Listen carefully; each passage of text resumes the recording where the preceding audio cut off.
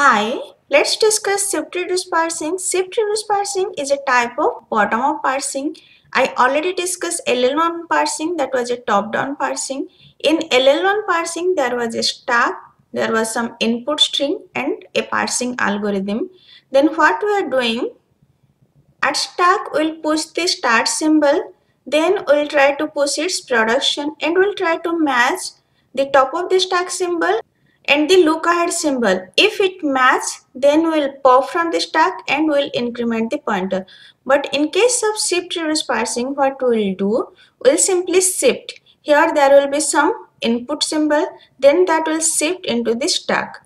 Here we are pushing from the start symbol, we are pushing the production in the start symbol and we are trying to match. If top of the stack is matching with the look ahead symbol, here we will shift and will reduce on the stack. Shift-reduce parsing is a form of bottom-up parsing in which stack hold the grammar symbol and input buffer hold the rest of the string to be parsed. And stack hold the some part of input string and input buffer will hold some part of input string. And it uses dollar for the mark of the bottom of stack, also right end of the input string. It is same as LL1 parsing. So what we are doing, we are scanning the input string from left to right and we'll shift one symbol onto the stack until it's ready for reduce. When it will be ready for reduce, if we'll get some handle, then we can reduce to its LHS symbol. And the parser will repeat this cycle until there is error or reject or it is accept. There are four possible actions. First is shift, second is reduce, third is accept and fourth one is reject. We are shifting some input symbol from input buffer to the stack. That is a shift action. Then what is reduce? We are reducing the handle to the LHS variable on the stack. That is a reduce operation. Next action, accept. At the end of the parsing, if stack contain only the start symbol, then the string is accept and parsing is successful. And what is reject? If stack contain anything other than the start symbol, then string is reject and parsing is unsuccessful. Let's see one example. Here grammar is S derive A derive A or B. Let's consider a string AB. Now we'll do shift reverse parsing on this string. There will be a stack and we'll consider three columns. One is for stack, another is for input string and another is for action. So what is input string? Input string is A, B and dollar.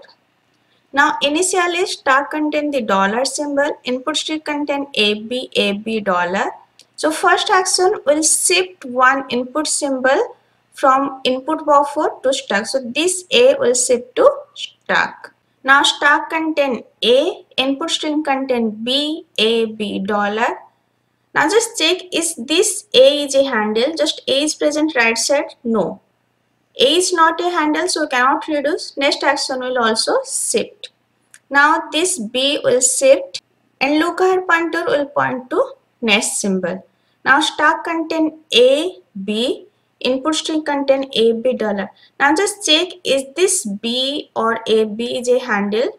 This B is a handle. B is present at RHS. I already discussed how to find handle. Just go through that lecture.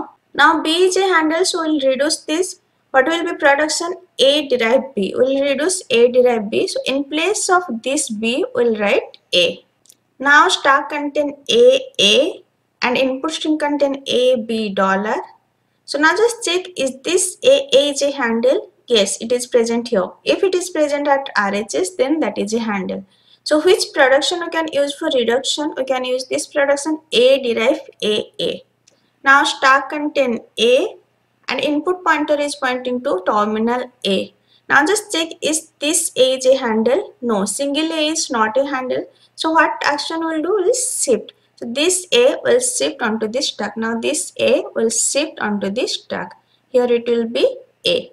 Now stack contain A and input pointer is pointing to B. Now just check, is this is a handle? Is A is present RHS? Here terminal A variable A is present, but variable A terminal A, this is not a handle. Terminal A variable A is a handle, but variable A terminal A is not a handle. Now what action we'll do? We'll simply shift. So we'll shift this B onto this stack. Now there will be B. Now stack contain A, B and input string contain $. Now just check, is it a handle? This B is a handle, will reduce to A. Now in place of B, just write down A as we reduce from B to A. Now stack contain variable A, terminal A and variable A and here $. Now just check, is this stack contain a handle? Yes, this AA is a handle. This AA is present at RHS, it is a handle and we can reduce this to A. Now stack contain AA. Just check, is this AA is a handle? Yes, this is present at RHS, so it is a handle. We can reduce to S.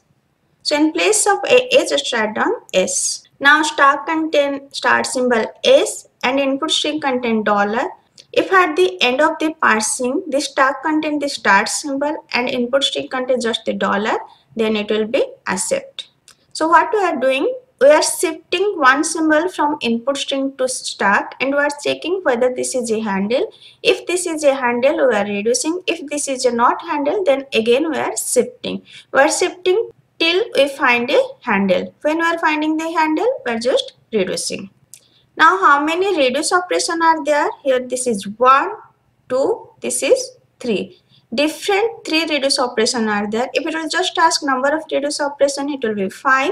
The number of distinct reduce operation, this will be 3. Maximum number of reduce move taken by the shift-reduce parser or bottom-up parser, as shift-reduce parser is a general type of bottom-up parser without any epsilon production and without any unit production will be n minus 1. N is the number of token. This question was asked in GATE 2013. So maximum number of reduce move will be n minus 1. This is important.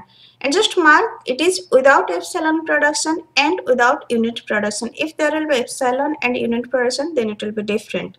Here AB, number of token is 4 and number of reduce move is 4 minus 1, it is 3.